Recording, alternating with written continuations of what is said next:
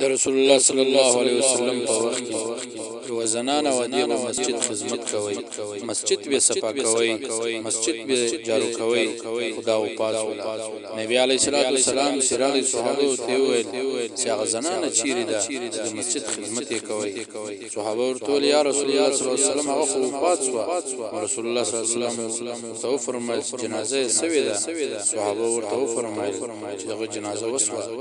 نبی علیه الصلاۃ والسلام ورته فرمایل وای ما ته ویل نه ویل ما د دې شذ جنازه کولا نو دا د دې وجه ځکه چې هغه د مسجد خدمت دا جنت ته رسولې ده او دا ما په جنت کې ولیدله.